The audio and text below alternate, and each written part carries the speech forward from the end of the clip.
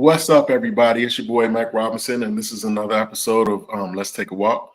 I know we usually do this on Friday nights, but special circumstances call for special situations, and so this is one of those. This is one of them. So tonight we have another amazing guest. She's a social media strategist. I'm tongue tied. She's an entrepreneur and just an all around boss, all around boss. And this is one of them ones that, I was just saying that I look forward to all my interviews, but there are some that you just kind of like mark on your calendar. So this is one of them ones, as they would say.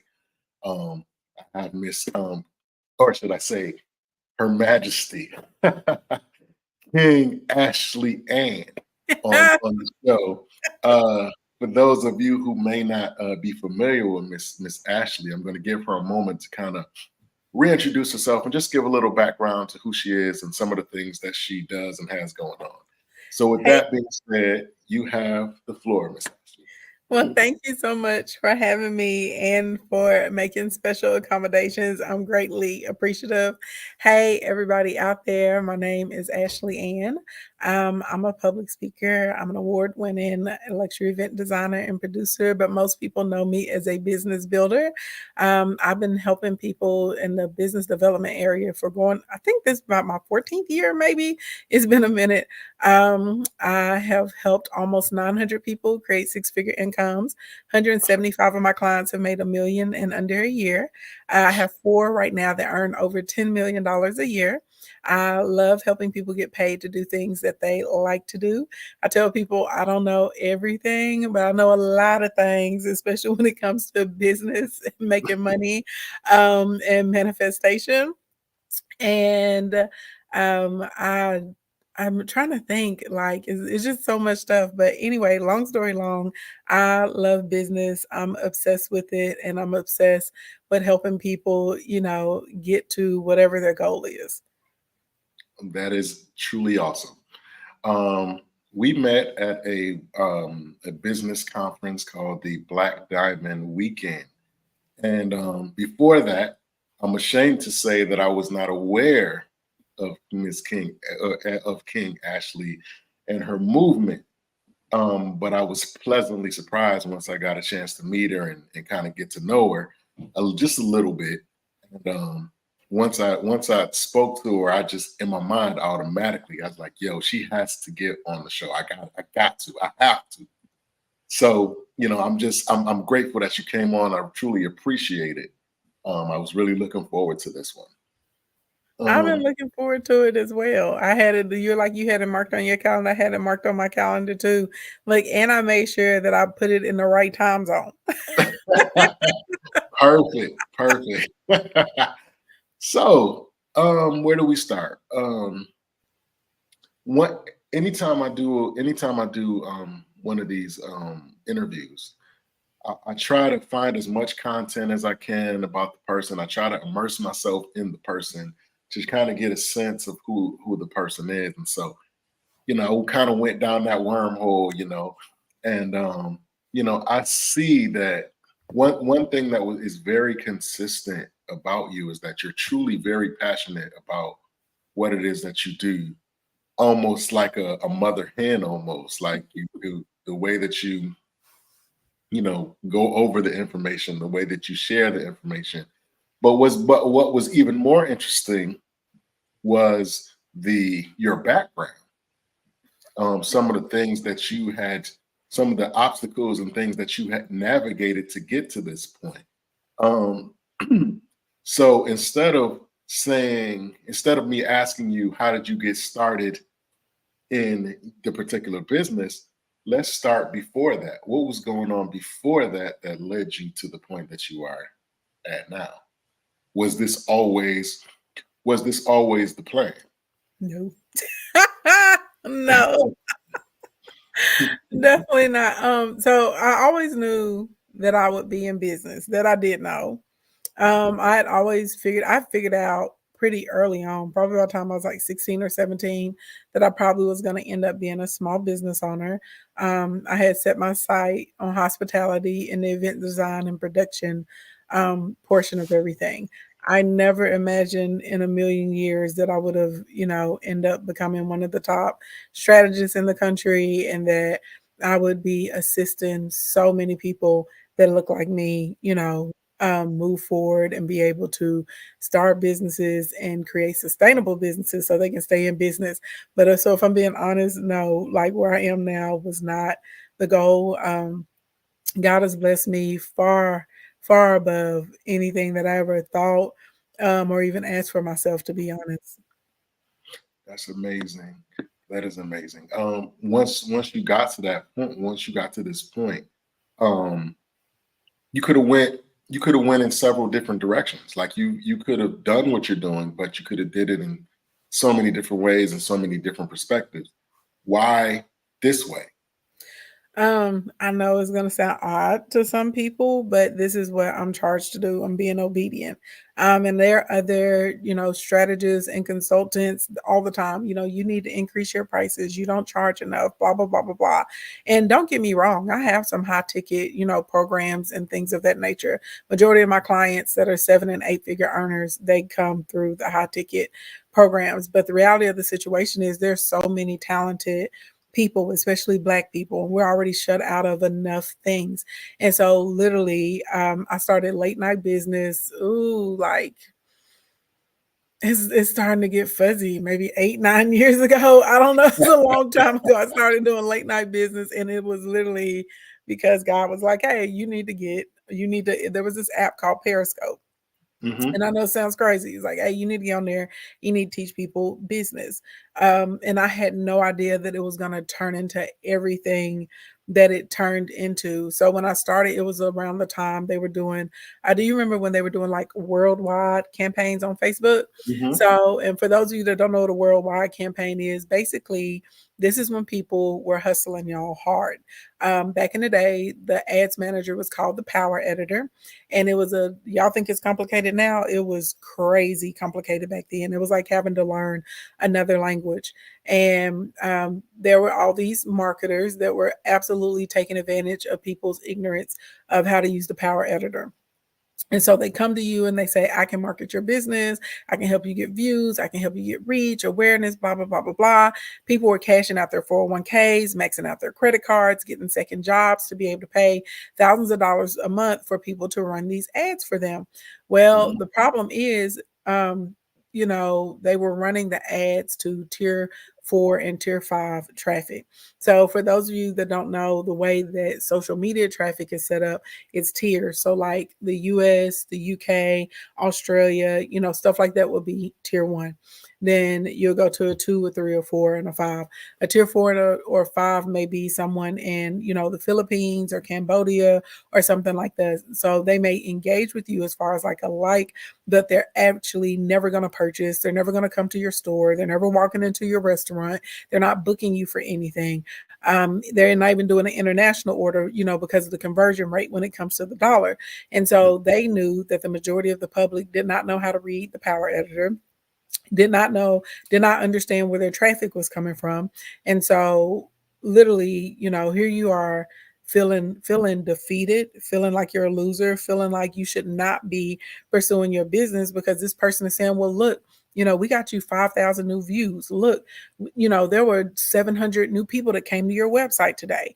Look, here's this, but you have no idea that these are people that will never, ever, ever purchase anything from you. And so that was the hustle. That's what people were doing. And so that's around the time that I started teaching for free. And I literally would get online and I'd be like, hey, if you're going to pay somebody to do ads, you have to understand what's going on. And then people would would start asking about everything else from customer evaluation, optimization, converting a follower to a buyer, putting together like SOPs. I started realizing that there were a lot of people that had no idea how to do business math, right? And so I just started teaching, and one day I just looked up and I had a couple million followers. I mean, that's literally how it happened. Right. Wow. This is back up a little bit.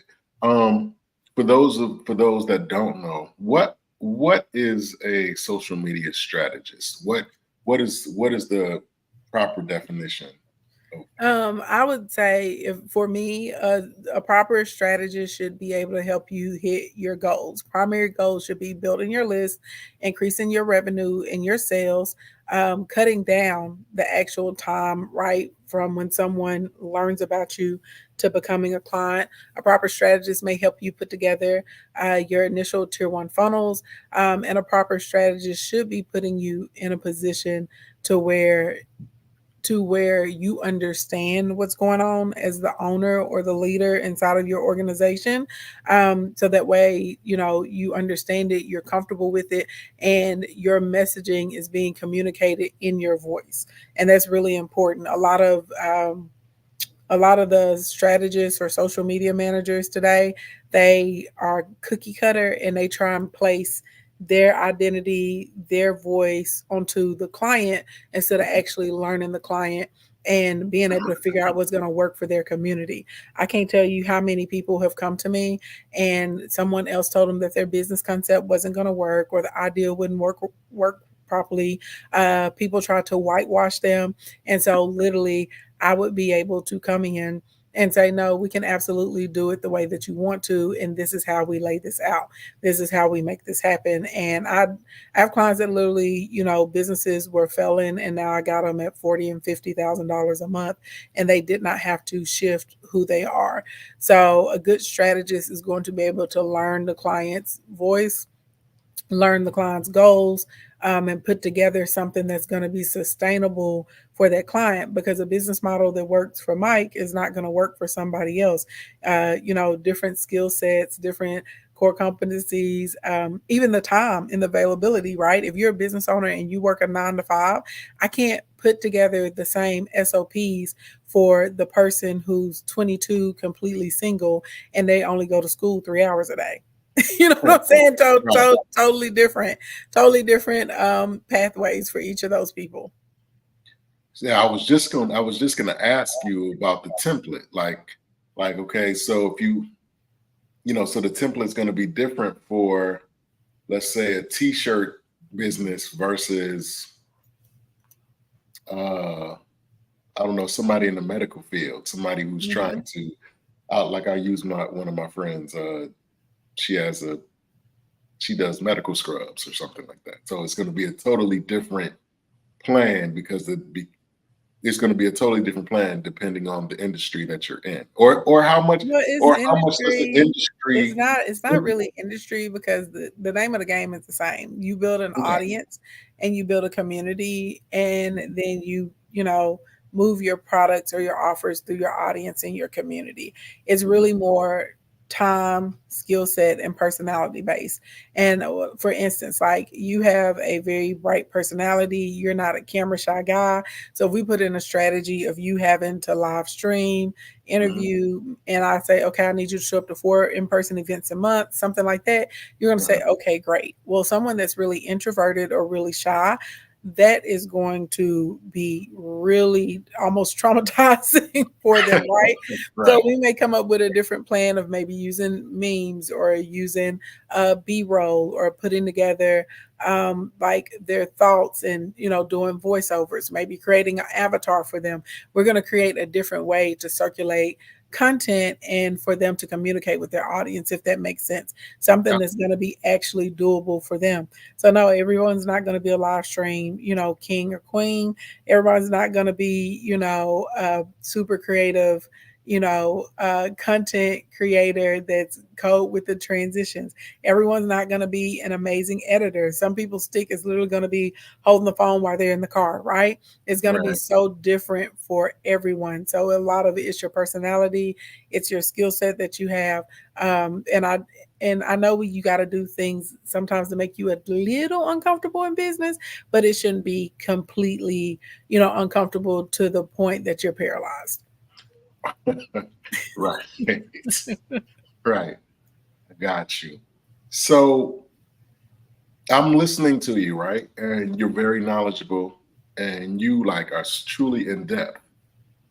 So but a person that's just coming into it that sees the King Ashley Ann, how do they get the beginning?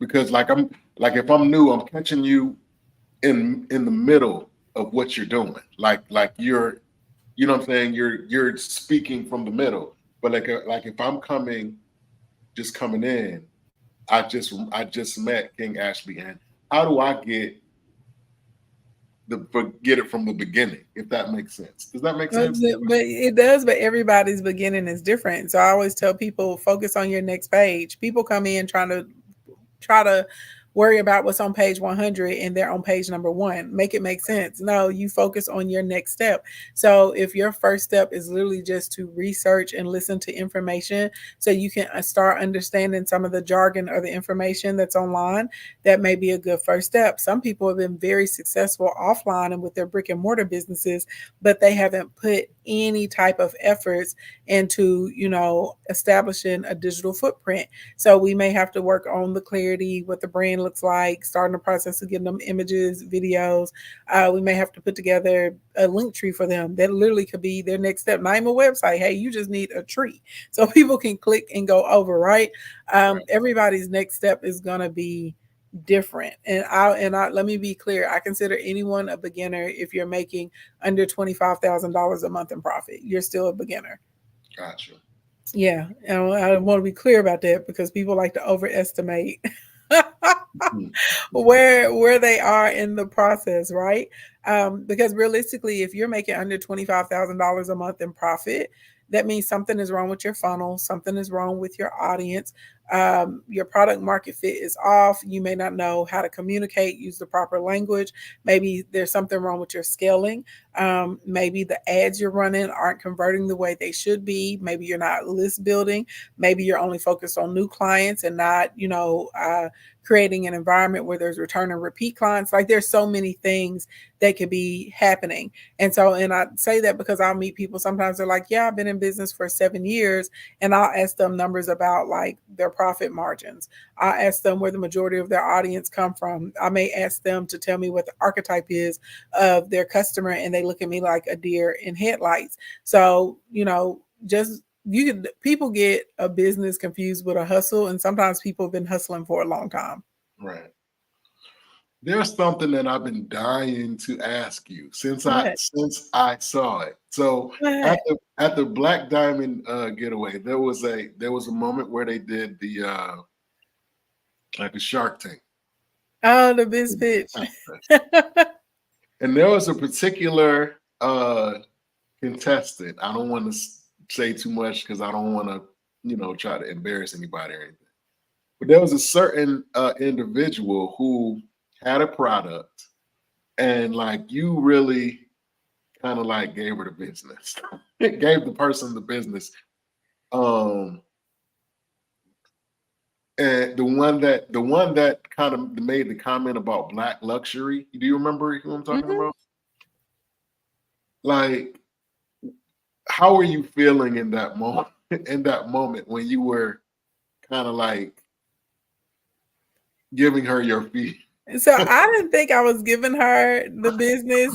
I honestly was trying to help, and I was asking real questions, and I was treating her the way if a client is working with me one-to-one, it's not by accident. I have so many clients that are successful and they've been able to sustain it. And like that's the reality of the situation. And I didn't realize until after people, they were like, oh, I was like, really? Then there were people that are like, I was taking notes. They're like, I can't even answer these own questions for my business. But the reality of the situation is if I see where you could really create something that's going to be profitable and give you longevity, and I know you're maybe making a step that's not the best for you when we look at your overall goal, I wouldn't be able to sleep at night knowing that I saw someone moving in the wrong direction and I didn't say anything. Now it's up for you, if you're going to take it, or if you're going to take that information and apply it or consider it. But at the end of the day, I know that I said what I said, right? And I know that even though this is because realistically, and I know she knows everything I was saying was making sense to her. I put a lot on her mind that she hadn't thought about before because literally that she's missing a huge opportunity to create something that would go kaboom like that. You know what I'm saying? Just because of the product market fit, and everything is always about product market fit, right? Right. I don't care how amazing my offer is. If I'm offering it to the wrong market and they can't afford it or they can't sustain it, then the market has determined that my offer isn't that amazing. What's that? It's a company, Herbalife. You ever heard of them? Yes, They absolutely. failed like 3 times before they actually took off in the 2000s. Mm, They did not have the proper product market fit and messaging. Like, we're moving into a soft economy. You know, like that's the reality of the situation. People are not spending as much. The repo market is up. There are a lot of things that are happening, right? We're involved in how many battles, scrimmages, and wars right now as a country. And so when that happens and the money is not flowing as freely as it was before, people are really going to start paying attention to their budgets and what they're spending money on. And something that may be taking, $50, $75, $25 is going to get cut first because it's not a necessity. right. Right? It's not medication, it's not food, it's not gasoline. Right? Absolutely. I know people that should go to the doctor and they will evade going to the doctor because they don't want to pay the copay. That's a fact. That's a fact. That's a fact. This is an interesting, conversation. I was speaking to I did a show last night. Shout out to Latricia Harrison and Fly Girl Boutique. We were talking about lifestyle brands. Mhm. And we were talking about Gucci, Versace, the usual suspects, right?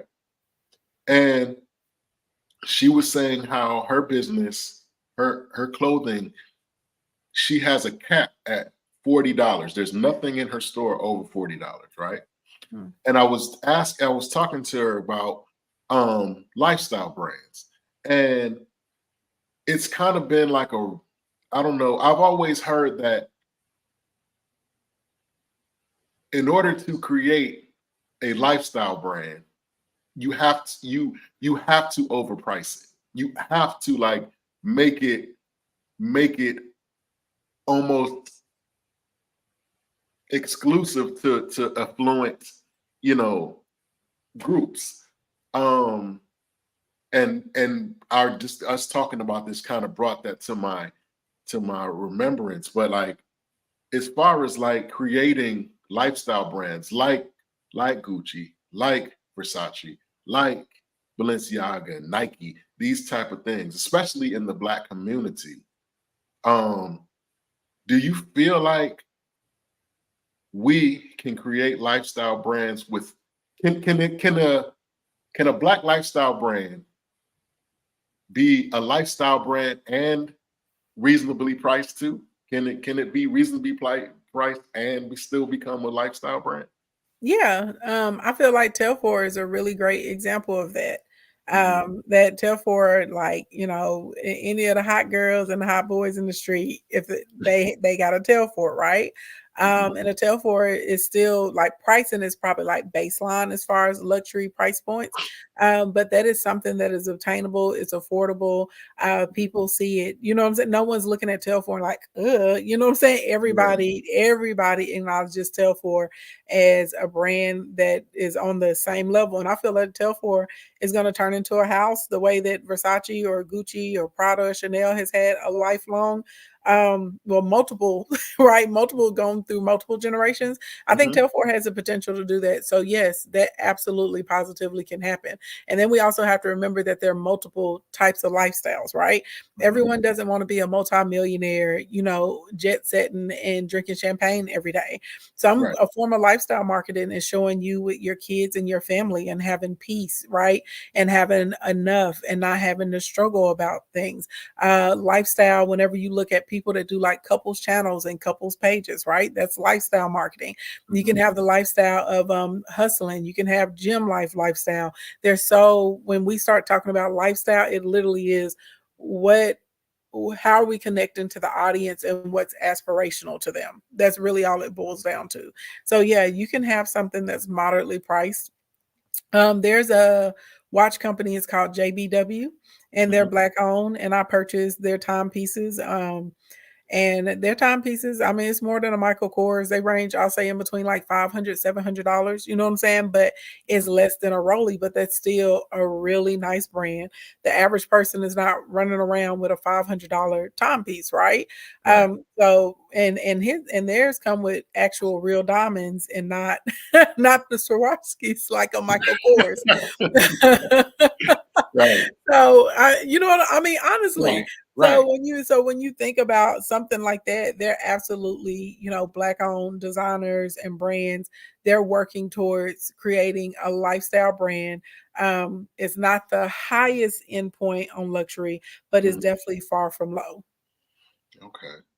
Yeah, I find that interesting because I think that and you may not agree, but sometimes I think that we turn things into we are good for turning things into trends, Hmm. but not necessarily. It doesn't necessarily um continue on after, you know what I'm saying, generation. So you have like a FUBU or something that's the thing for that moment, and then it just kind of like phases out. You know what I mean? Like why is it that those type of brands tend to fade out versus, some of the ones that we just named? Because you got to build a community, you're building a reputation, and you'll notice some of those other houses, they do a really, really good job of marketing and of staying current. So you'll notice if you look at like a Dior or Chanel or something, you watch how they start bringing in even Tiffany and Company, right? Beyonce is one of the spokespeople for them now. So they're watching and they're bringing in spokespeople. They're working with influencers, they're modifying right their styles to fit kind of what's like new and current instead of saying no, this is who we are and this is how we're going to stay, and that right, this is what it is. They may have a few pieces that are in that house that they're going to reproduce every year, but a lot of times you'll see them making modifications, whether it's through colors or sizing, right? Like the little mini bag little purses that was a trend for the past few years. You saw Mhm. all of those design houses, what they do, they all raise the prices on their small bags. They made almost every large popular bag in a mini version. So it was Mhm. popular, right? They changed the prints, they changed the designs, they did cool things with the stitching, and they purposely made sure to align with people that were kind of new and fresh, right? They made sure to align with people that already had demographics and audiences. And more than selling clothes, they create an experience for you when you go inside of the store. They create Mhm. experience for you if you're ordering offline. They have all kinds of cool shows and dinners and pop-up shops and restaurants, right? So realistically, when you look at these brands that are more trendy, if you pay attention to the way they're marketing, you will notice that they're not actively trying to stay involved with a newer market. You look at a company like was it Lincoln, right? Now, I remember in the early like 2000s, definitely late 90s, you know, a Navigator was a big thing. And then Right. you get to a point you hardly saw any of them anymore. And they realized, they were like, oh my God, we're aging out. We have to start working with newer talent, with newer, you know, newer voices. You know, Right. they're out, they're literally paying these singers and rappers to like name drop, to wear their things, to all the way. I think I saw a picture of Future, and he had on like 8 or 9 Chanel chains, and I love Chanel chains. I've been buying them for a long time, and I was like, "Dang," I was like, "It's gonna be extra hard to get them now," Right. right? Right. Because now he got the word out, and people know like, "Oh, that chain he's wearing was anywhere from $1,500 to $2,500, and this guy has on 8 of them," right? It's a status symbol. And where did you ever think in your mind that you would align Future and Chanel? Right. You understand Uh, what I'm saying? That's a fact. Like, you think about the rappers, are they rapping about FUBU or JBW? Absolutely not. Right, what who they rapping about? "Oh, my girl want Dior. She Right. wants Chanel, you know, she wanna go to Prada and Gucci." And so, realistically, you have to look at, are these companies and these brands willing to reach out and work with these artists? And a lot of times, I can't even get them to pay a regular influencer, much less convincing them, right, to actually spend the money for some of the promo or to have specific people wearing their items and their pieces, and that's the reality of the situation. Wow. Okay. Yeah, that's like I said, that's a interesting thing. I think also um I think that, and I'm just bouncing this off you because Yeah. you're kind of like the expert. Do you think that we kind of like sell ourselves short in the sense that we market the hood, urban, urban, urban, urban, and we kind of like don't necessarily deal with the executive, the black Mhm. executive, or the black yuppie, as they would say, the guy that doesn't wear that doesn't sag his jeans. He wears button ups every day. He wears polos every day. You know what I'm saying? He wears, you know, snapback, the floppy snap, the dad hats. You know what I mean? I think Mhm. that we automatically, when they think black, they automatically think hip hop, or they automatically think hood, or they automatically think urban. And I think that, we're not all the same. Just like, Yeah. Well, you I'll know, be honest, it's a difference between like urban and hood. You know what I'm saying? And people, so like, we think of urban, they could be like the suburbs, but somebody has like a little edge or a little spice mhm, that's going on with them. Totally mhm, different than, hood booger. You know what I'm saying? And we yeah, on ratchet activities all right, day and all night. Because there are people that they may have grown up in the hood, but they are still exemplary people, right, right? right. If that makes sense. And so, but I agree with you 100% that the focus is always on more of kind of like the street wear or street lifestyle instead of no, like I'm marketing towards, an educated black man or black woman, or I'm marketing towards the middle class black man and black woman, or the black man and black woman that are aspiring, right, to change their situation and build legacy and change their family situation. Absolutely. I agree with you 100%. Awesome. Okay, so let's kind of get back. Get back on King Ashley. When you look at where you started to where you are now, how do you, looking at the amount of people that you've been able to help and kind of tutor and mentor, um, you have literally changed people's lives. Almost, in relatively short time in a lot of cases. Um, how much of a challenge is it for you to look at yourself in a regular way? It's not Like hard at all. I don't. when you, like, I guess what I'm saying is you're constantly in the mode of instructing, teaching, mentoring, you're leading, you're making decisions, and you're moving and shaking. So, like, does your regular life ever intertwine? Like, can you ever be just Ash? You know what I'm I saying? mean, I am like it's a time and a place for everything. When it's Mhm, time for me to teach, I'm gonna teach.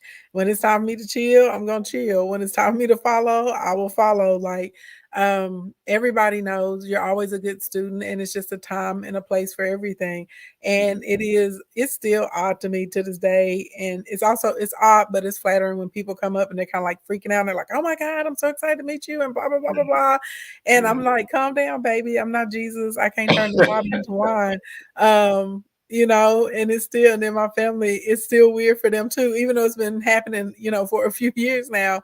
I just don't think about it. I grew up in the country. Like literally, I grew up in the country on a farm. So for me, I'm always just gonna be Ashley Ann, and I feel like I'm blessed to be a vessel to assist so many people and to be a part of so many people's success, if that makes sense. So I don't ever really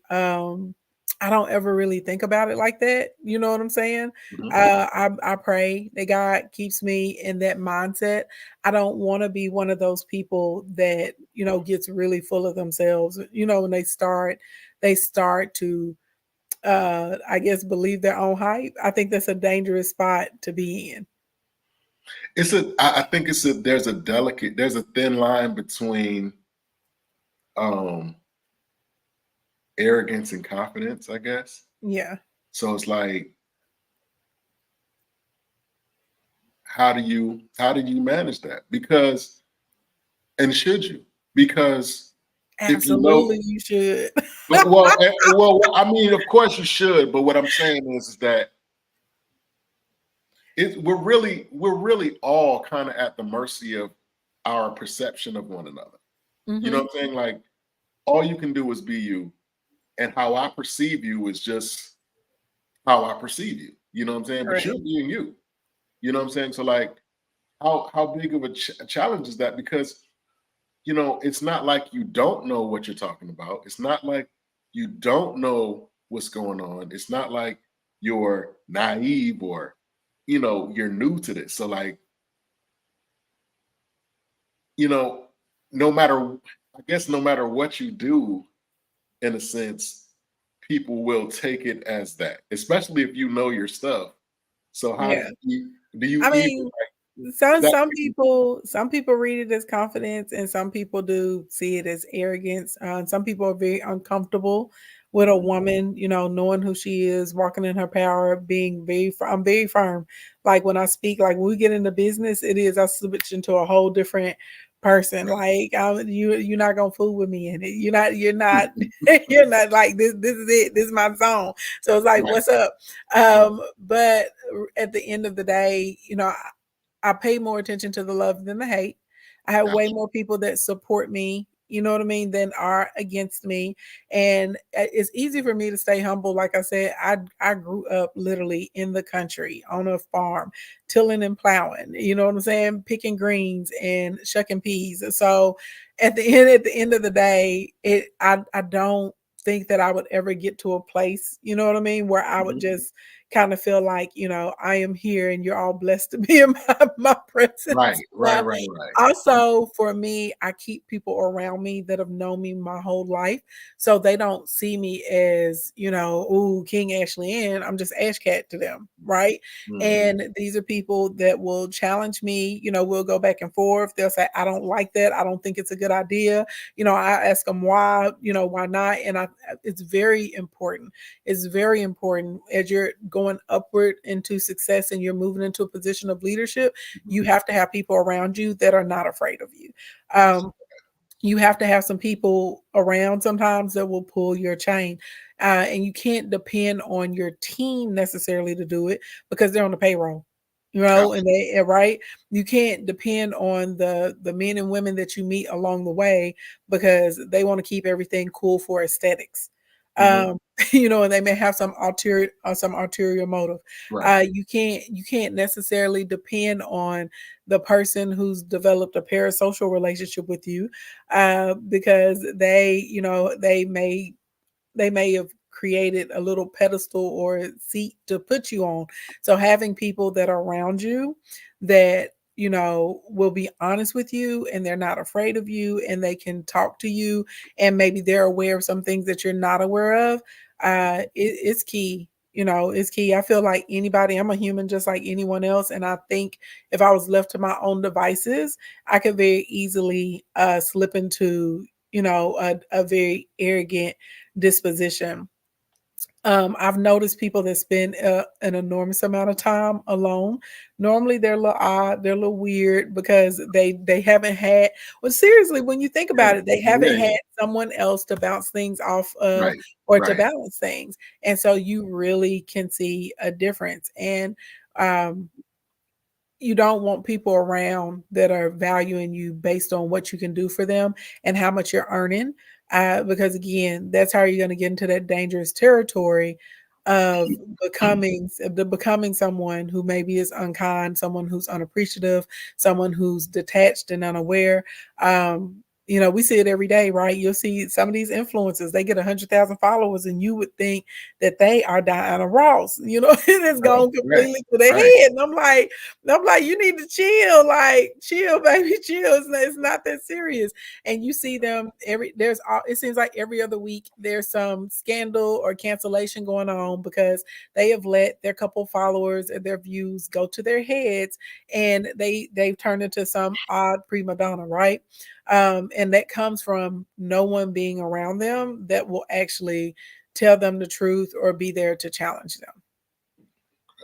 So with that being said, well, first, has this ever been your experience? Okay, I use this analogy with a lot of my guests. So like you have two groups of people, right? And let me start by saying these people are not haters. They are people that truly care about you on some levels on both sides. So you got one side that says, hey, Ash Cat, right? They say, I know somebody that was trying to do what you're doing, and it didn't really work out for them. You know, they lost a lot of money, they lost a lot of time, may have lost some relationships. Maybe you might want to rethink this thing, right? But then on the flip side, you got the crew that says, hey, you moving too slow. Why you don't got your own podcast? Why you not on doing more interviews? Why are you not like this person? Da da da da. You moving too slow. So on one side, you got people that are saying that you're not doing enough, while you have people on this side saying that you're doing too much. Has that ever been like your part of your story? Have you had to deal with those battling? Not really a lot, because I don't really care to a certain extent what people think. And I just when I said it, I was like, dang, that sounds bad. It's true though. Like I'm gonna go for feedback. I'm gonna ask, for ways to improve things if it's easy to understand. But when I feel something and I know what it is down in my knower, there is nothing anyone on the planet Earth can do to make me not do it. And so, a lot of times if those people are coming and they're expressing concerns, like the first group you were talking about, that's one, people sometimes operate out of their own limitations, and they'll take their limitations and place them on you. And because they haven't been able to figure something out, then they're going to say, oh, you're not going to be able to figure it out. Or if this person couldn't do it, you can't do it. Well, they are not me. Right. And at the end of the day, this is like, look, I may go study them so I can see what they did wrong, so I can make sure I don't make those mistakes. Right. And it's one thing when people expressing something out of concern versus, like you were saying, like a hater.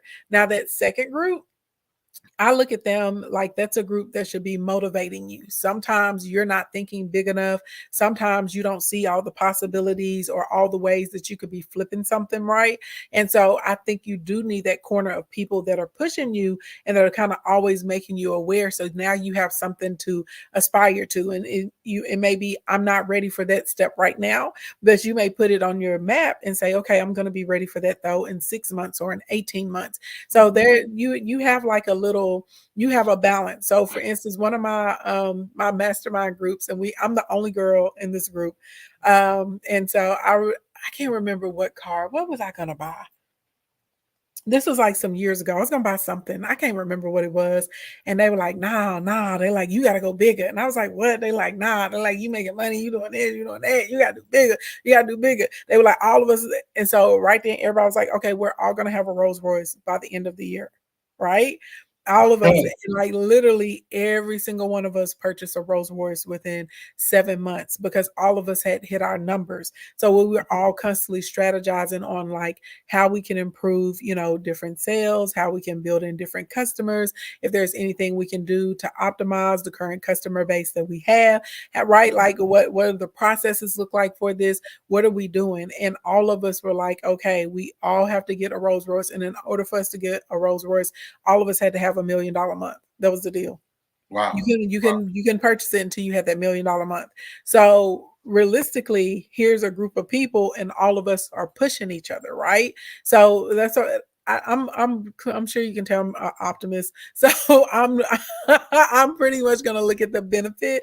I feel like anything you give me, I can take it and I can win with it. And so when we have a group of people, they're expressing concern. Okay, your concerns are valid. Thank you for bringing that up. I didn't think about that way. Let me go and figure out what I need to do to hedge against this or to overcome this challenge. And when I'm seeing the other side and they're like, you should be doing this and that, well, let me go research it and see if that's something that I want to participate in. And if it is, let me figure out how to get there. Wow. Okay. So if you can name one thing, what would you say you've learned about yourself that you didn't know about yourself prior to this whole movement that you created? Just one? Just one. If you can name just one. It doesn't have to be one. But what would you say is the most pronounced one? Um, that I work well under pressure. Like I have the ability to come up with a strategy really quickly, like way faster than other people. Mhm. When it, you know, when the crap is hitting the fan, I'm not the person that panics. I see, I assess, I say, okay, we're gonna do this. Like, let's go. And I get to action really, really quickly. And that was something that I didn't learn about myself until going through this journey. And I honestly didn't realize that there was like a unique gift that a lot of people aren't able to function that well under pressure. Mm. Okay. What would you say is the most common mistake? And this is kind of a two-pronged crest question. What would you say is the biggest or the most common, not biggest, the most common mistake that clients make and strategists make? Okay. Biggest mistake strategists make is not trying to learn their clients, Mhm, just trying to put a one size fits all shirt on them. It does mhm, not work that way. I think, not I think, I know for a fact a lot of strategists get lazy and they don't want to do the work. They don't want to continue to educate themselves. They don't want to learn from other people. Sometimes strategists are so convinced that their way is the only way instead of understanding that there are multiple paths to success. So, as a strategist, you have to be willing to learn that client, what's important to the client, learning their voice, learning their goals, being able to kind of do a SWOT analysis on them, right? And be the person to guide them through that process so we can get them where they want to be ultimately, and so that they feel comfortable with it, so they're happy with it, so that when they look in the mirror they're still proud of who they see, right, and it's something that they can maintain and sustain. The As far as like biggest mistake of clients, I get, look, my clients, they ain't making a lot of mistakes like that. No. Well, I mean, initially, If I'm being honest though, like I can tell yeah. you straight up the difference between when somebody comes to me and I know they're gonna hit six, seven, Mhm, 8 figures in a year compared to somebody that's not. It's the seriousness and the time. One thing, when you start hanging around a lot of successful people, you mhm, start talking to a lot of people that have accomplished things, you will notice we think we move fast. We don't say I'm going to try to do something. It's just I'm going to do it. mhm, That's it. We don't sit around going back and forth, vacillating about it for months at a time. We don't do that. You will notice a lot of us, we operate pretty quickly on our ideas and the energy, and we go to opportunity. Too many people are sitting around waiting for opportunity to come to them instead of going out, whether that means you got to travel an hour away or 10 hours away, whether that means you got to get on a live stream or send out a couple extra DMs. At the end of the day, no one is going to come and save you. You're responsible for saving yourself, and you need to be comfortable going to the opportunity. I live in Arkansas. mhm. You would never think that someone like me would be would be in Arkansas, right? And I've literally always had to take a plane, a train, an automobile to get to wherever to get to what I needed. Right. Whether it was training, an instructor, a class, a conference, a book, a meetup, a networking group, whatever it was, I was willing to do it. And so I would say, if you want above average results, well, you can't be out here acting and behaving and thinking as an average person. That's a fact. You got to be willing to do the things people don't want to do. That's a fact. If you could put a percentage on it,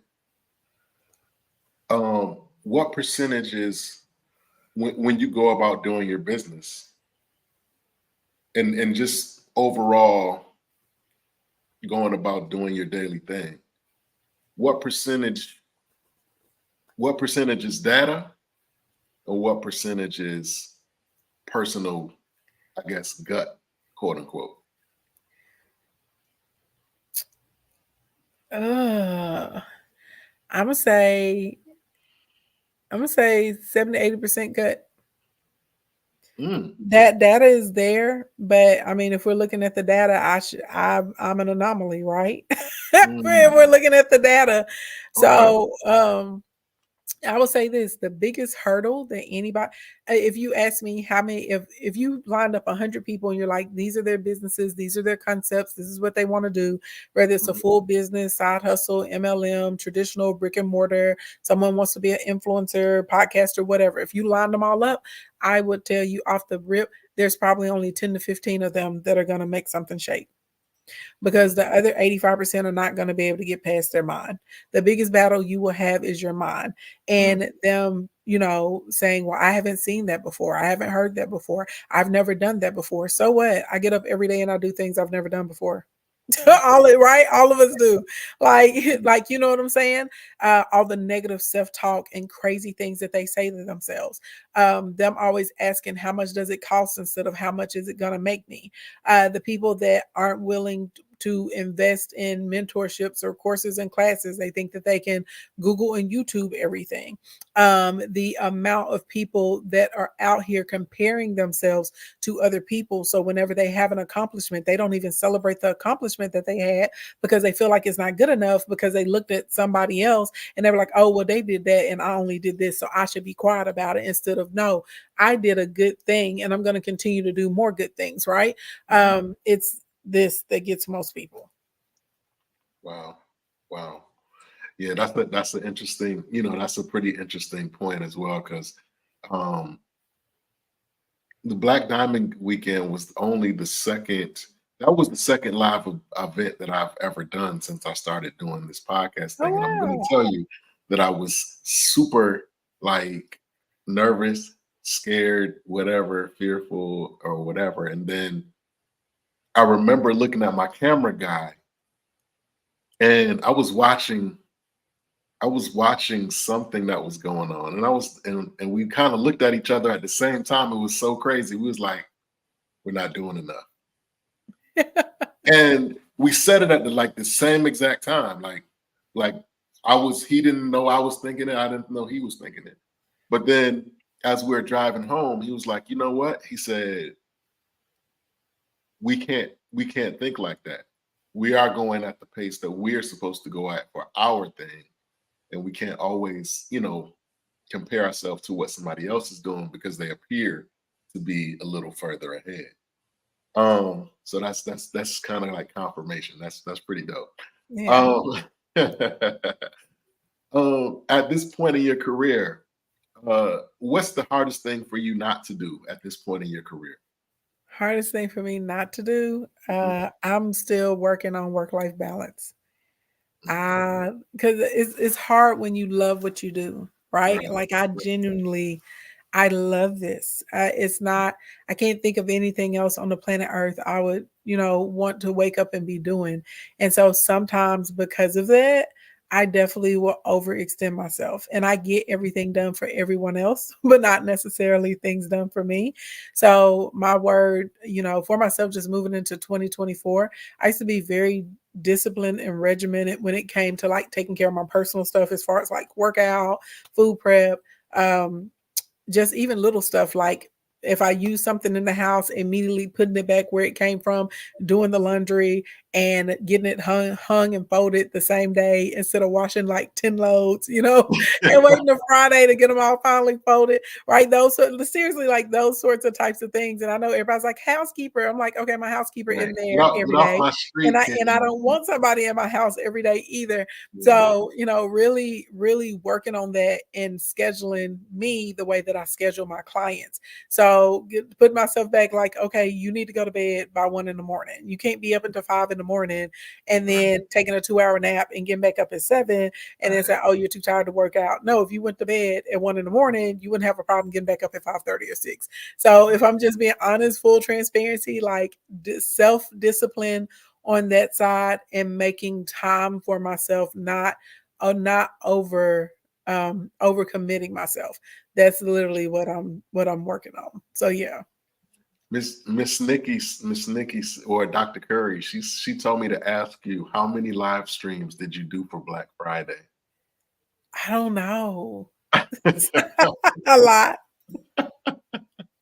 I don't know, a lot. And then we're starting off. We're doing 13 days of Christmas that starts Monday. Wow. Okay. I don't know. Okay. She said over 100. I don't know. It was a lot. It was a lot. But look. At the end of the day, our sales are selling. That's a fact. Listen, that's a fact. A lot of people. Oh, I've seen a lot of people complaining this year about their sales and customers and people not supporting them and blah blah blah blah blah. Not an issue I have. wow. Yeah. That is amazing. So like you said you are from and currently reside in Arkansas. Hmm. So why didn't you do what everybody else does? Like go to Atlanta or LA or New York? I thought about it. I've thought about it lots of times. It doesn't feel good to me, you know. I like showing up for work. I don't mind going and piddling around there for a week or two and getting business handled. But I like being at home and my family's here. I'm very Mhm. close, to my parents, my sister, my cousins, and stuff like that. Also, the good thing about being here at home, like when I'm floating around Little Rock, like nobody cares about me. I mean, somebody may come up in the nail shop and be like, oh, it's Ashley Ann, they want to have a little conversation or something. Nobody's trying to mug me. No one's trying to rob me. No one. It's cool. I float around here. Everybody's used to me. Hey girl, how you doing? I'm doing good today. Blah blah blah blah blah. And and that's it compared to when I'm in other cities. If I'm honest, I don't have that type of peace there. I don't have where people will not bother you there. I also feel like sometimes when I'm there, you always have to be on. You don't really get the opportunity to just kind of like relax. You know what I'm saying?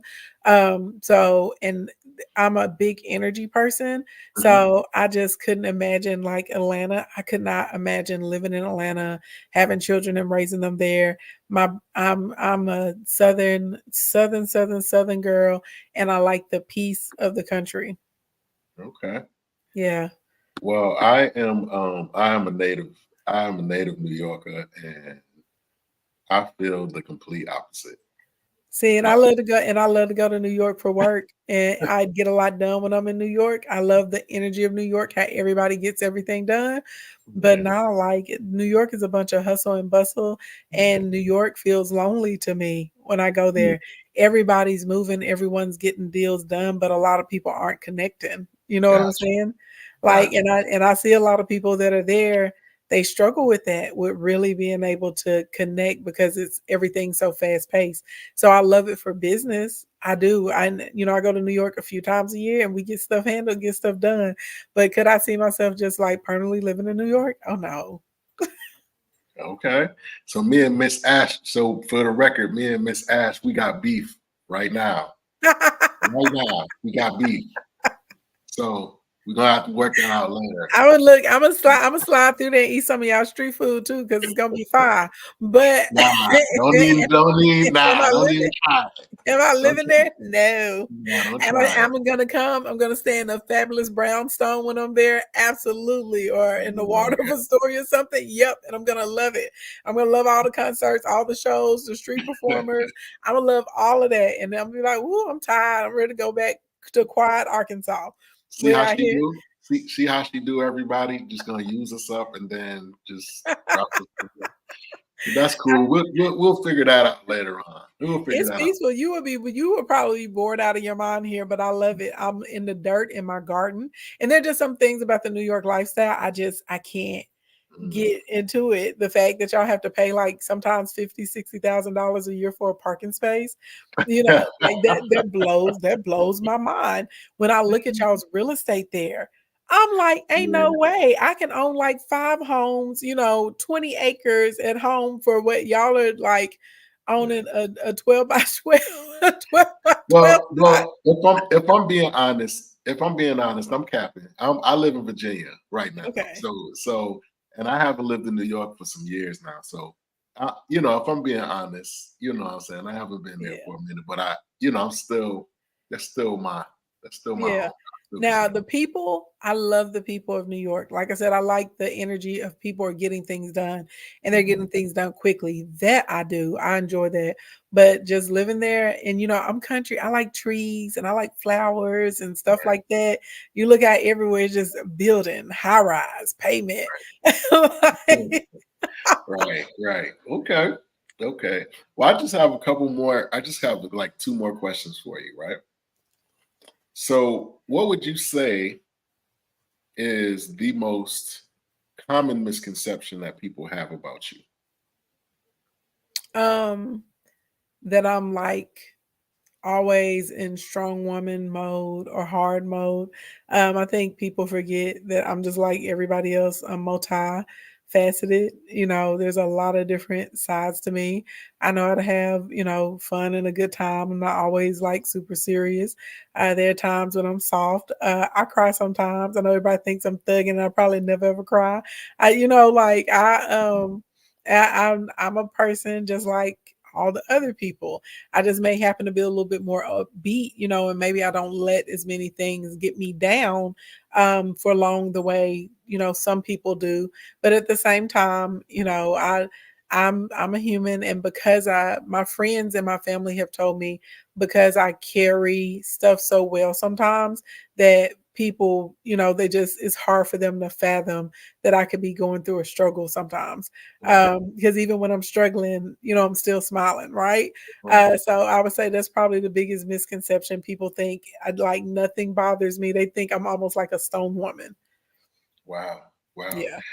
And well, like I said earlier, when I was researching you and I was watching the content and some of the things that you kind of went through in your path or whatever. This was also something that we talked about last night, but I've been really kind of had an epiphany of sorts in the last couple of weeks. Like the bad stuff that happens to us is just as valuable as the good stuff. Hmm. And but sometimes we're not good stewards of the bad stuff. Hmm. You know what I'm saying? We neglect the bad stuff to highlight the good stuff.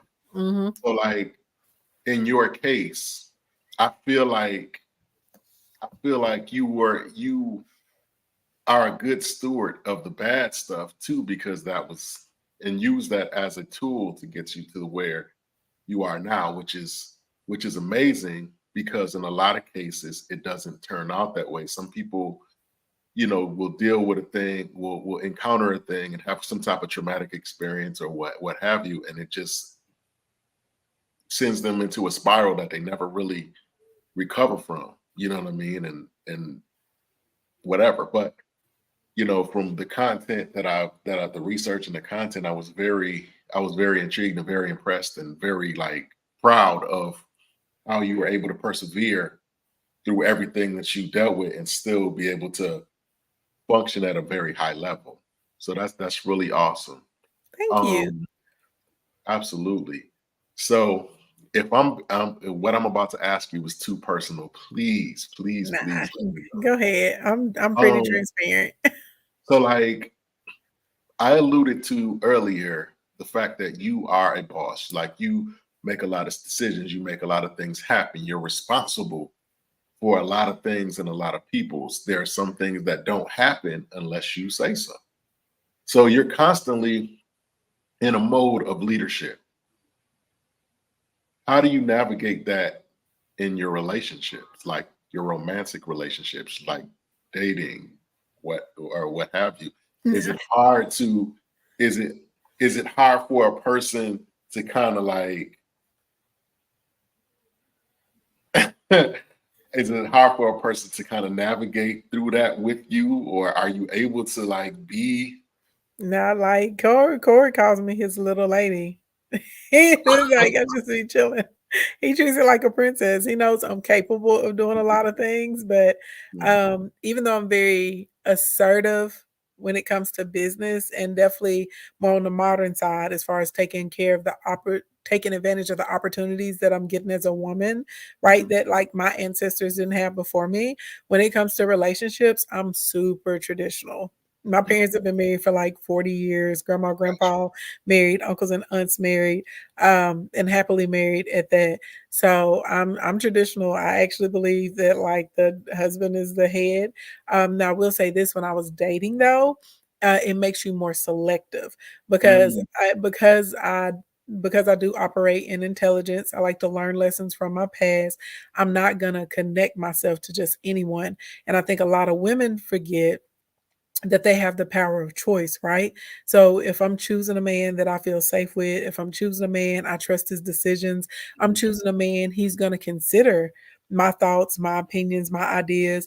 He sees it as an asset that I'm really good or gifted in specific areas. It makes it really, really easy to, like for you guys to have synergy in your relationship as compared to, women that are dealing with men that they really don't trust or they know they are irresponsible financially or don't make good decisions, men that don't respect their relationship.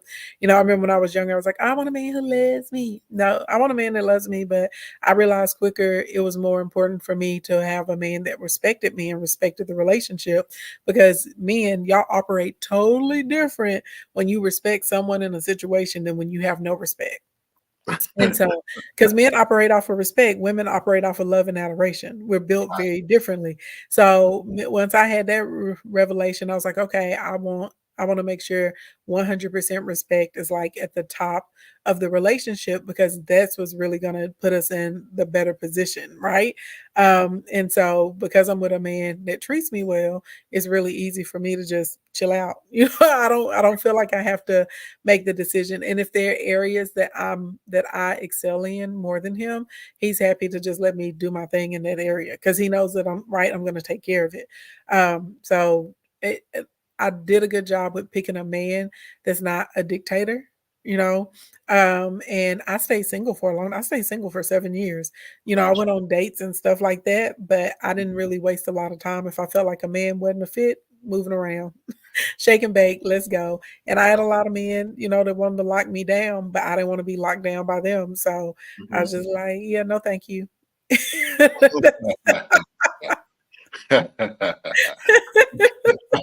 No, thank you. Okay.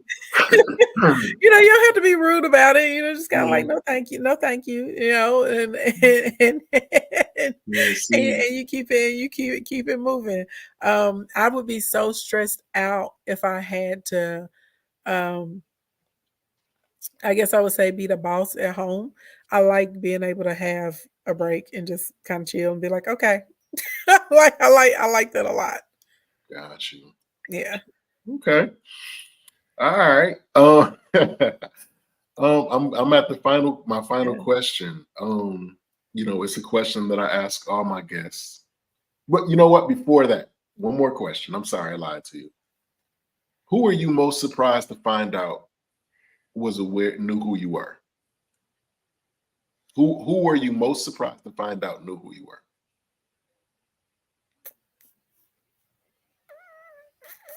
Hmm. Uh, it was I'm not gonna say their name, but a Coca-Cola executive. I Okay. was shocked and absolutely shocked that they knew who I were, and it ended up parlaying into quite a bit of business. So yeah, Okay. yeah. Okay. Okay. Okay. Now, this is my last question. So, this is a question that I ask my every guest. So, when I ask it, just take a moment, think about it, and give me the most honest and transparent answer that you can possibly give me. Okay. Hmm. The question is this: what would have to happen in your life if it has not happened already for you to consider your life a success? What does success look like for you specifically? Oh, I got a long way to go. So I have successful moments, but they're all just kind of like a piece. It's Mhm. a step towards the right direction. So ultimately, I would love to have my own fund and where I'm able. So a lot of people don't know this, but you can be a black business owner. You can have established business. You can have good credit, right? A good agent schedule. Your P&Ls look good, and all of that And on average, Black business owners receive anywhere between like $25,000 and $45,000 in funding, as compared to our white counterparts that are able typically to raise anywhere, I think it's somewhere between $150,000 and $275,000. That's a huge difference. And anybody in business knows 25, 35 is basically like nothing, right? And so, right.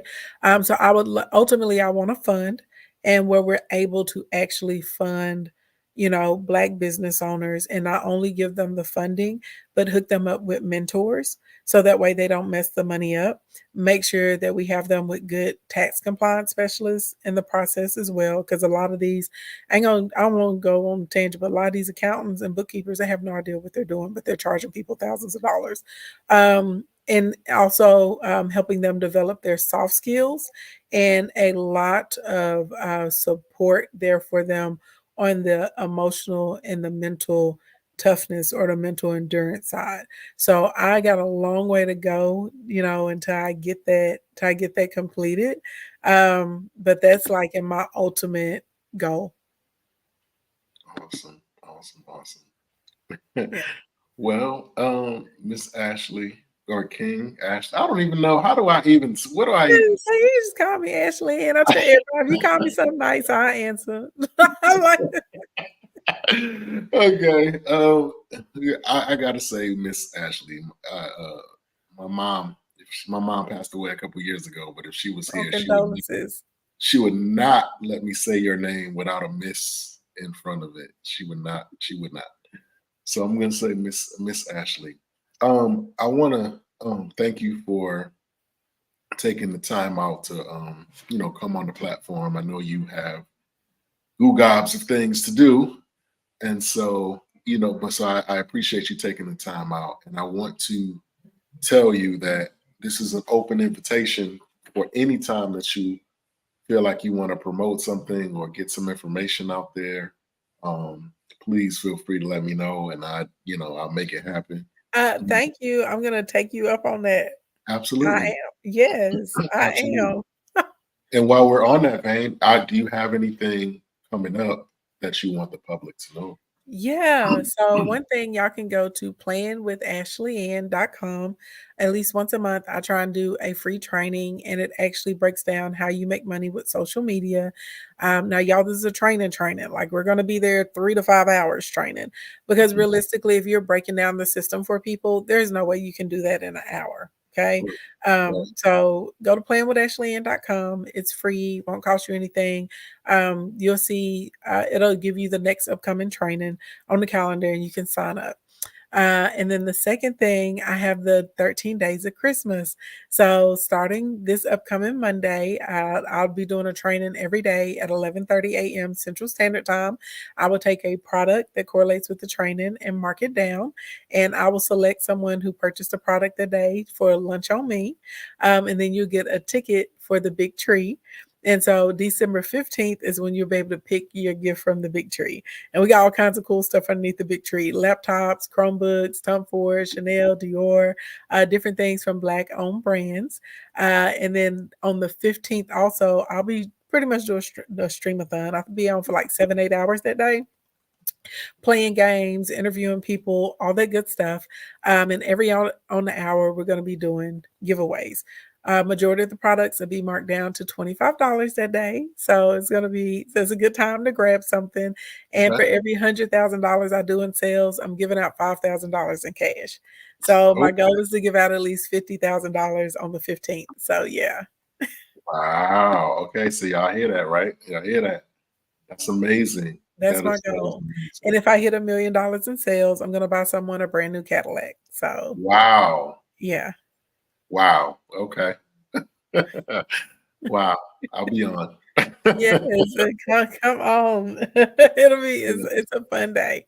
It's a fun day. Yeah, I am. I go nuts on my Christmas, and on my birthday, I go nuts with the giving. It's a blessing to be able to bless other people, and you really experience fulfillment, if that makes sense. It's so much fun to be able to be of service and to do things for people that they wouldn't normally do for themselves. That's a fact. That's a fact. Yeah. Well, again, I want to thank you for coming on. If somebody wanted to get in touch with you or get some advice, or maybe something that you said on here maybe struck a chord with somebody and they want you to maybe expound on it, or maybe they want to book you for an event, or I don't know, whatever. How do they get in touch with you? If they go to King Ashley Ann on Instagram, TikTok, or Facebook, I got a little link in my bio they can click, and it'll take them over to whatever it is they need with me. You can slide in my DM, and if we want to be professional, you can email you can email supportca at ashleyandevents.com. But no, you can just pull up in my DM, be like, hey. Okay, that's what's up. That's what's up. Again, Miss Ashley, I want to thank you. I can't thank you enough. I can't say thank you enough. Thank you for having me. It's been Absolutely. delightful. Absolutely. Again, this was one of the ones that I marked on my calendar, so I was definitely looking forward to it. So I appreciate you. Thank you I so much. appreciate you. I wish you much blessings on everything that you have going on right now, and even the things that you have not even conjured in your mind yet. I wish you much blessings on that. Is there anything that you want to leave the viewers with? Yeah. Blessings back to you and all of your endeavors. I wish you so much success in everything that you're doing. I hope 2024 is your best year you've ever had. And with the audience, I will say this for you guys: be stubborn about your goals, but be flexible about the methods. Oftentimes, we are so close to being where we want to be, and because we have all these weird parameters about the packaging or the door we're supposed to walk through, we miss what's for us. Okay, so you be stubborn about your goals, and you be flexible about the methods in which God wants to deliver them to you. Awesome. Okay, amazing. Again, thank you. I want to leave you with a quote that my best friend gave me the other day. Said he said, "Don't become so powerful that you stop being polite, Mm, but don't be so polite that you give away all your power." that's good. So I want to leave you with that. That's good. I love it. That's perfect. Yes. So again, I want to thank you, and I wish you much blessings, and I hope you have an amazing, restful weekend. And I'll see you I next will week. not. I'm going to tackle a Christmas tree. I got to get this decor together. Okay, I know that's right. I know that's right. I know that's right. Well, good luck. Good luck with that. Thank you. Hopefully, none of the bulbs are blown. Because if one of them blown, you got to go get a whole another set. It That's what. would it would my tree is amazing. Okay. My trees are amazing. There's something you've never seen before. I'm Okay. sure. I'm sure. I'm sure. I'm sure. But you are amazing, and I really mean that. I think that you are an exceptional individual, and not just Thank you. because not just because of what you do, but just like I said, your story. You know what I'm saying? Is so rich that it's all over you. You know what I'm Yeah. saying? Like it's all over you. So like just keep doing what you're doing. You are, like you said before, you are the anomaly. You are the difference, so to speak. So Thank you so much. Thank you. I ab- appreciate that. absolutely. So with that, I'm not gonna hold you anymore. You have an amazing weekend, and like I said, I wish you much blessings on everything that you're doing right You too. Bye, everyone. Nice to meet y'all. now. There you go, guys. Another awesome interview with another awesome guest. I feel like we just kind of scratched the surface, but we are an hour show, so we try to be respectful of the time of the guests and everything, especially the ones on the caliber of Miss Ashley. But as I always implore you guys to do, if there's something that you feel led to do, if there's a vision, a plan, a script, a song, a book, a degree, a job, whatever it is that you feel God is leading you to do. I implore you to reach out right now and start doing it, for the fact that everything that God gives you, if He gives you vision, then He will provide provision. I guess that was double. He will give you provision.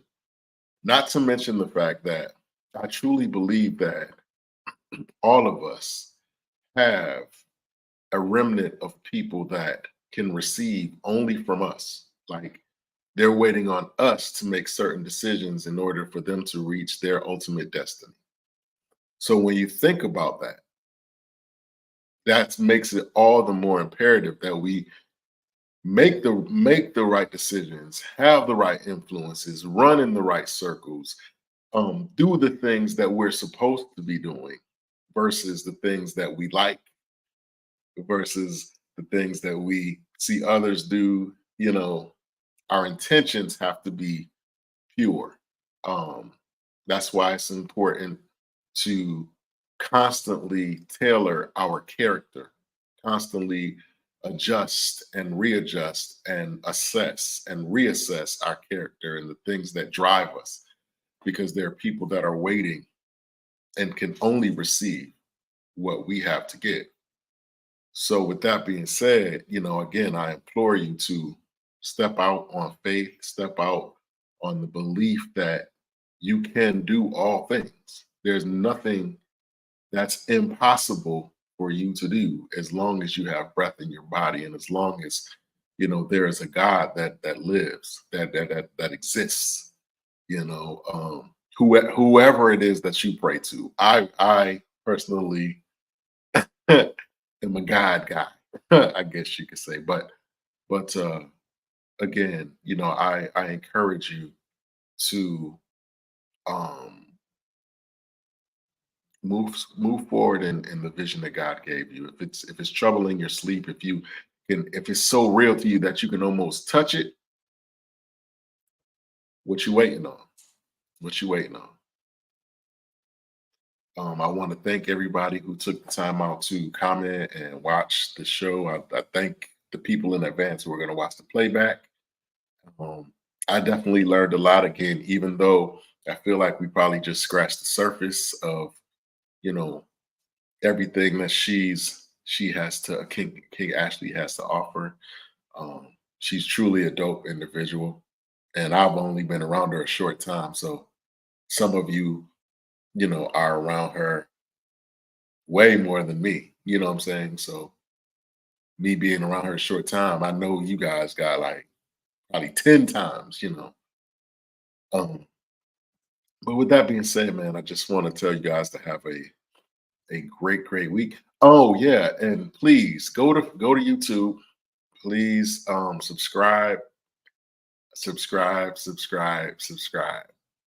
We also have stars. Um, I have been blessed to be able to monetize this page. So um, in the comment section, there's a blurb about stars. They're like 99 cents per star. Please support the platform. Um, and we would really appreciate it. Um, Thank you in advance. Um, and other than that, man, I'm just really happy that this platform has been able to exist this far.